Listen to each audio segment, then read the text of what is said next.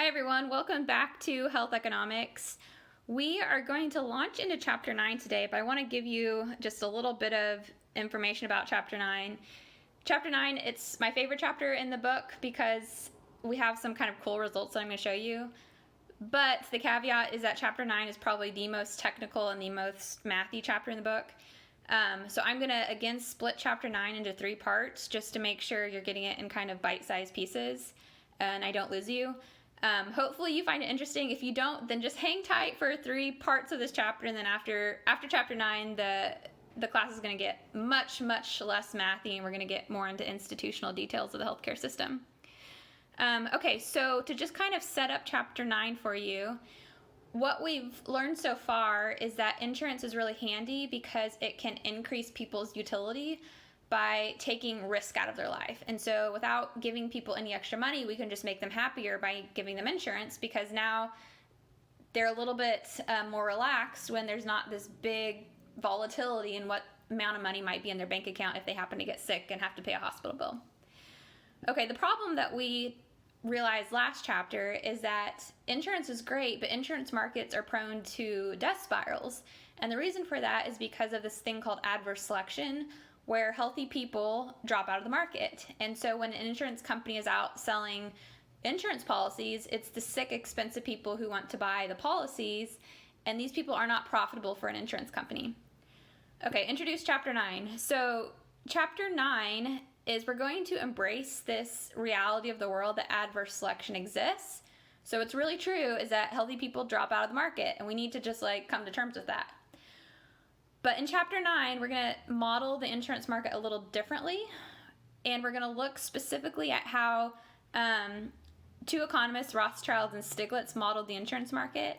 And the idea for their model or their roadmap is they said, we want to construct some kind of setup where we embrace the fact that adverse selection is there. Now let's try to model things so that that does not destroy the market. So they're trying to figure out, how do we keep a market from running into a death spiral? Given that, we need to incorporate into the model the fact that adverse selection exists. Okay, so what we're going to do in this chapter to begin with is we're going to move from the income utility space to the IHIS space to develop a framework for displaying multiple insurance contracts simultaneously on the same graph. So if you think back to last chapter, the graph that we were working with had utility along the vertical axis and income along the horizontal axis. And so what we're going to do now is we're going to change the labels on the axes. So now the vertical axis is going to plot a person's income when they're sick, and then the horizontal axis is going to plot their income when they are healthy. Okay, importantly, what we want to do is we want to create a plane where we can have one dot on the plane, and that one dot captures it encapsulates all the information regarding a single insurance contract that we previously used to have in the old setup. So in the old setup, sometimes we would have 2 dots to represent one insurance contract. So we'd have 1 dot for the income and utility you'd get if you're sick. You'd have another dot for the income and utility you get if you're healthy. Now we want a single dot to show us a person's income when they're sick, a person's income when they're healthy, and their utility level. And we want all of that information, again, about a single contract, insurance contract, to be nested inside that 1 dot. Okay, so I'm going to give you some examples of how we're going to do this translation, and then hopefully it will kind of clarify some things. So first of all, to begin with, let's start with the old setup. And let's suppose that there's a person who has an income of 10 if they're sick, and they have an income of 50 if they're healthy. Okay, let's translate that over to the new space. In the new space, the vertical axis is a person's income if they're sick, so we want it to be 10, so we just go up 10 units. And then the horizontal axis in the new space is a person's income if they're healthy. We want it to be 50, so we're just going to go over 50. And now that new dot is going to correspond to what the 2 previous dots used to be in the old setup. Okay, now let's suppose that this person is offered an insurance contract that is fair, but it's not full. So their income volatility is going to be erased a little bit. And now let's suppose that a person, if they get sick, has an income of 20, and if they stay healthy, they have an income of 40. Okay, we can translate that over to the new space. An income of 20 when you're sick means we simply need to take the one dot that we're now going to work with and move it up 20 units. And an income of 40 if you're healthy means that that dot needs to be moved over to the right 40 units. Okay, last kind of example here. Let's suppose a person is offered full insurance, and the full insurance is such that no matter whether they're sick or they're healthy, they have an income of 30. In the new setup, that means your IS needs to be 30, your IH needs to be 30, and we're now going to be looking at the final blue dot, which would correspond to the previous blue dot in the other setup. Okay, two things to kind of note. The new graph represents the key insights that, number one, insurance contracts transfer income from the healthy state to the unhealthy state. Okay, think about what this means now. So first of all, when you're uninsured, the income that you have when you're healthy is pretty big relative to the income that you have when you're sick. But when you get insurance, then it kind of beefs up the amount of money you have in the sick periods of your life, but then it takes away some of the money that you have in the healthy periods of your life. So it kind of like levels the playing field. Okay, we can see that in the new graph very clearly, because as you move from the black dot to the green dot to the blue dot, which corresponds to a person getting more and more insured, well, what happens? Those dots, first of all, are moving left, so the person's healthy income is falling. But those dots, when you move from the black to the green to the blue, are moving up, so the person's income when they're sick is increasing. So we're just kind of shifting money out of the healthy state and into the sick state. Okay, the second insight is that as insurance contracts move from partial to full, IH and IS converge. Okay, the way this is very easy to see in the new graph is that as you move from the black to the green to the blue dot, you're moving from no insurance to partial insurance to full insurance. And what is happening? Well, the two coordinates are becoming more similar to each other.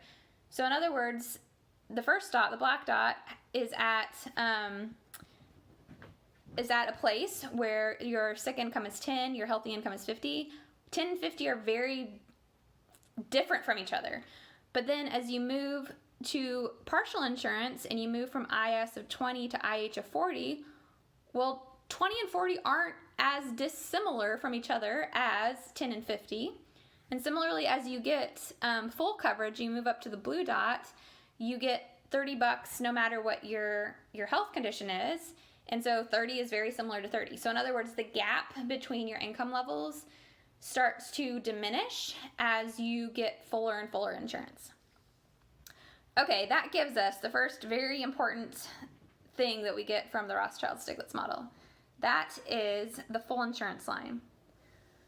Okay, if you draw a 45-degree line through the new IHIS space, then what you're going to get is a line where every coordinate along the line is sitting at a position where the IS is exactly equal to the IH. So along the 45-degree line, you're going to have one dot at 1010, you're going to have another dot at 2020, you're going to have another dot at 3030, and so forth. So along that line, what is true is that it doesn't matter what a person's physical health is, they're going to be making the same amount of money whether they're healthy or they're sick. So in other words, if an insurance company offers a person some insurance contract, and that insurance contract would yield income combinations such that if you plotted them, they exist along the 45-degree line, that means that that insurance contract is necessarily full. Because again, what is full insurance? It's just insurance where there's zero volatility in your income. Like your bank account is not at all tied to your health condition.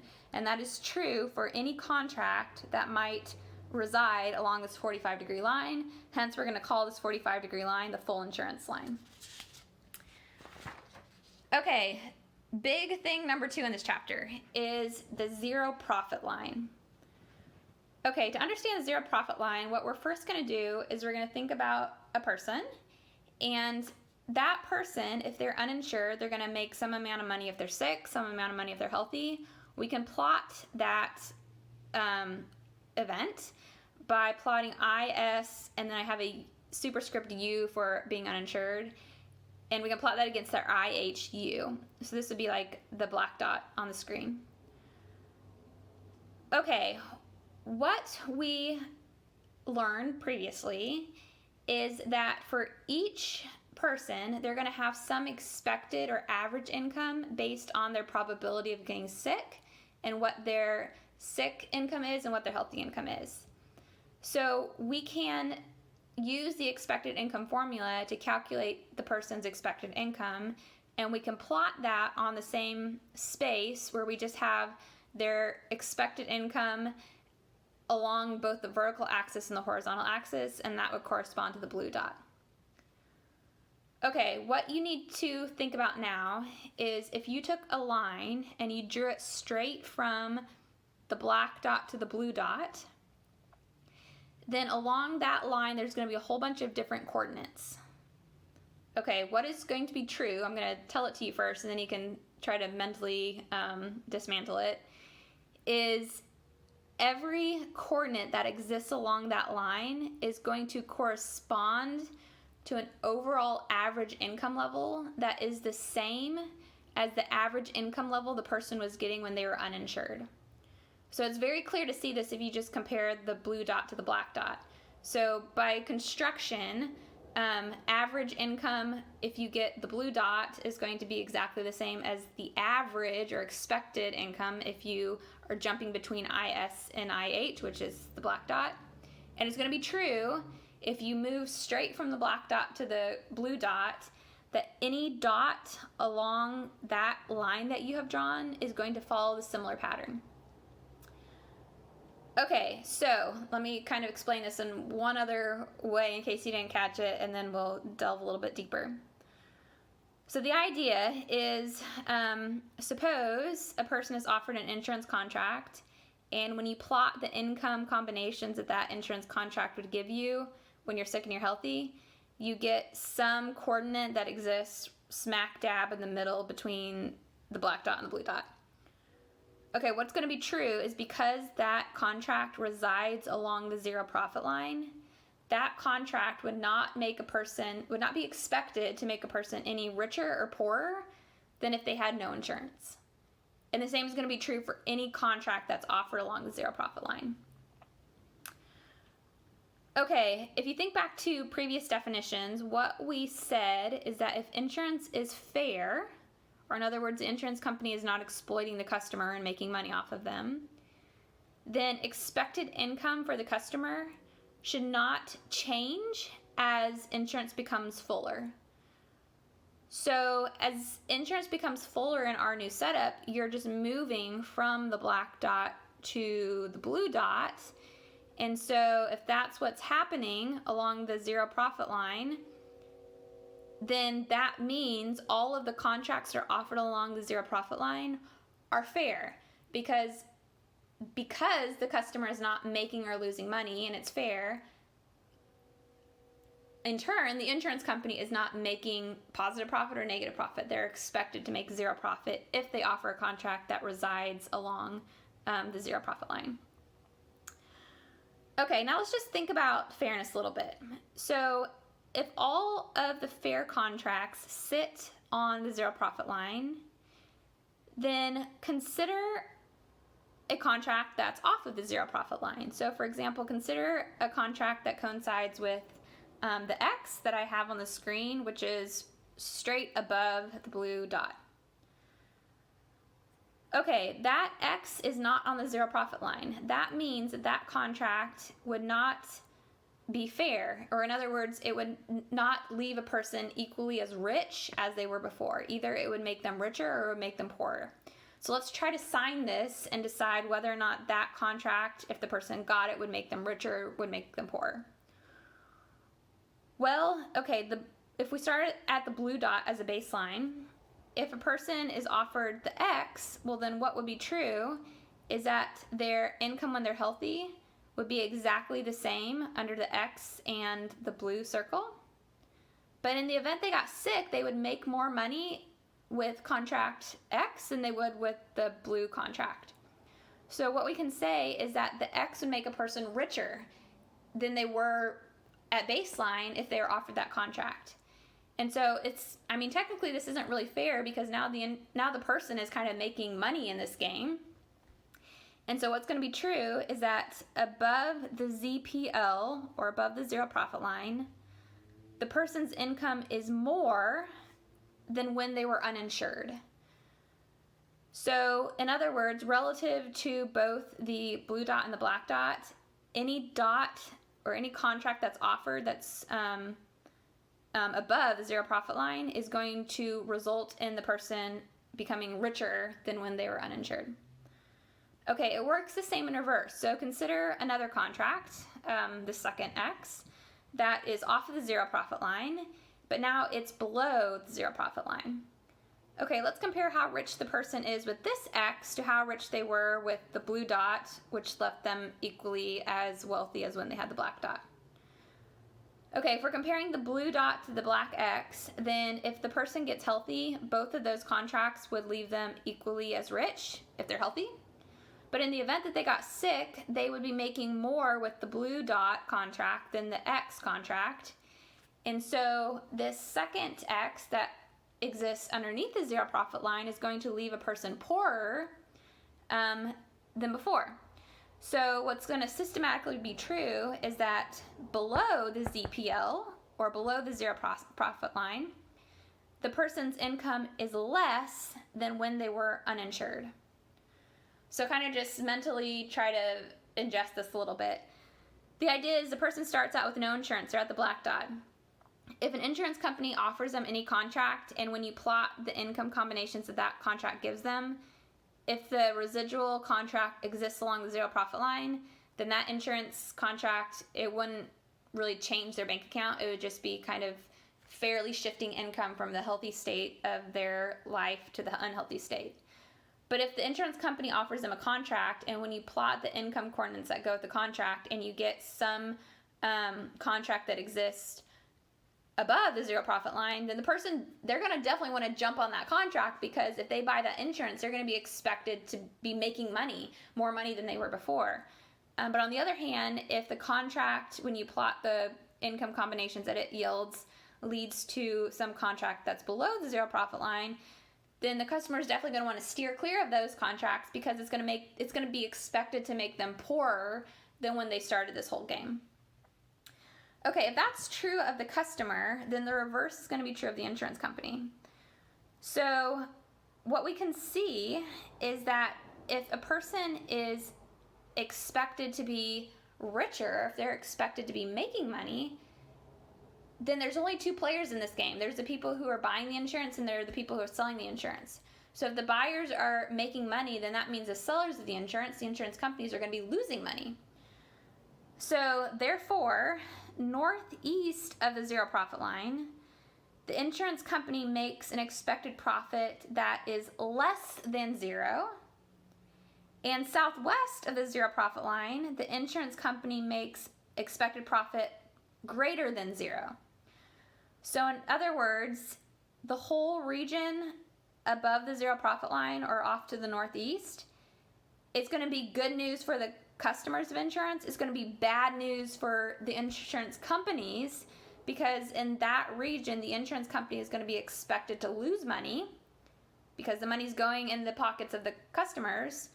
So in that region, the insurance company is going to be expected to lose money, or in other words, they're going to be expected to have a profit that is negative or less than zero. But if you go on the other side of the line, then the customers are losing money underneath the zero profit line. Therefore, the money they're losing is going to the pockets of the insurance company. So the insurance company is going to be expected to make a positive profit. So their expected profit is going to be greater than zero. Okay, final thing for this part of the chapter. Again, one thing that we wanted to be true is we wanted all the information that previously existed in the old graph setup where we plotted utility against income.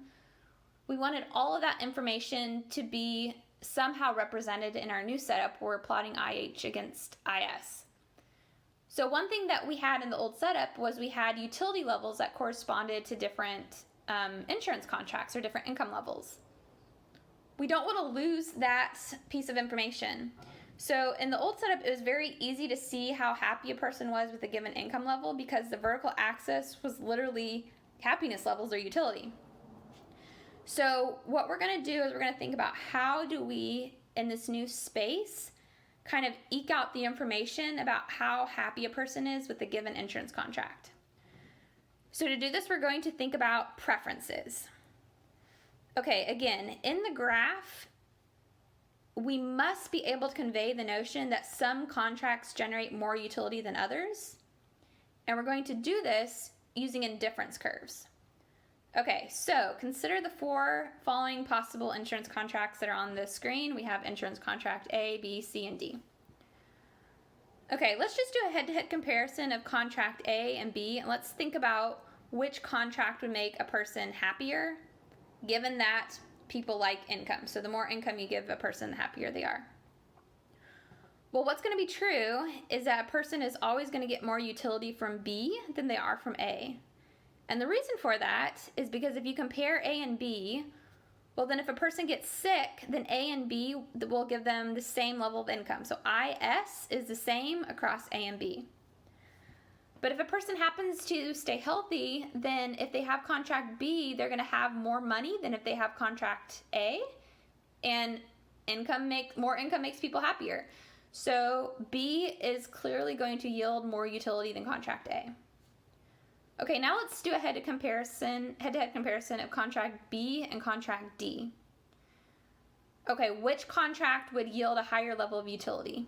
It's going to be B, because if we're comparing how happy a person is if they have contract B or D, well, if they stay healthy, then those 2 contracts give them the same level of income, so they wouldn't really have a preference between those 2 contracts in the event they stay healthy. But in the event they get sick and they're going to have to take home some level of IS, contract B is clearly going to give them more income, so they're going to have more utility from contract B if they're sick than they'll get from contract D if they're sick. Okay, so what this means, if we put indifference curves into this space, is that B is going to be on a different indifference curve than A and D, because B is going to yield a different level of utility. So people are indifferent between A and D relative to B. And so we can use these indifference curves to help us deduce how happy a person is from a given insurance contract. And specifically, when we overlay these 2 indifference curves, we see that contract B yields higher utility than contracts A and D because it resides along a indifference curve that's further out to the northeast. Okay, to just double down on this, let's do this one more time, but also consider how this would relate to contract C. Okay, to start with, let's compare how happy people would be between contract A and C. Well, people would be more happy with contract A than they would with contract C, because if they got sick, A would give them more utility. So we know that A is going to be preferred to C in terms of utility levels. If we compare C to D, then what's also going to be true is that people are going to get more utility from contract D than they are from contract C, because in the event they stay healthy, then if you look at the horizontal axis where you're plotting healthy income levels, contract D would give them more income than contract C. Okay, so again, thinking about this in terms of indifference curves, A and D are going to be on a higher indifference curve than contract C. And so what we can, again, figure out is that contract C is going to lead to less utility relative to a person getting contract A or D. Okay, so again, just to make this super explicit, hopefully, in the old setup, we could just look at the vertical distance of a dot and we can see what a person's utility is. We don't have that crutch anymore, but we still want to understand how much happiness people get out of given contracts. So we're going to figure that out by just overlaying indifference curves in this new ISIH space. And then depending on which indifference curve intersects the contract or the dot we're looking at, that is going to tell us how happy a person is with that insurance contract. And if we're comparing multiple contracts, we just look at the different indifference curves that run through each of those contracts, and whichever contract hits an indifference curve that's higher, that contract is going to yield higher utility. Okay, so that's a lot for today. If anything is confusing, let me know in the next 10 minutes. If you're so confused you don't even know what questions to ask, tell me that in the next 10 minutes, and I'll try to hopefully iron out some levels of confusion. And then after that, we'll do a practice that you can get a little bit of work seeing how all this ties together. So after 10 minutes, I will meet back with you.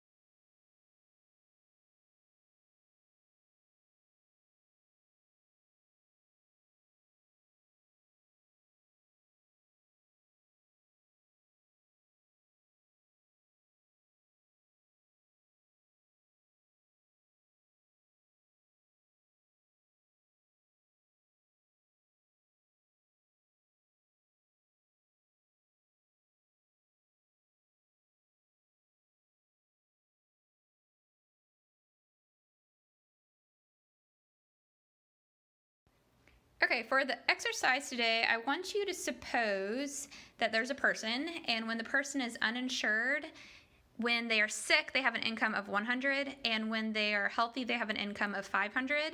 And also suppose that this person has a probability of getting sick such that their P equals 0.2. Okay, question number 1 is I want you to calculate this person's expected income.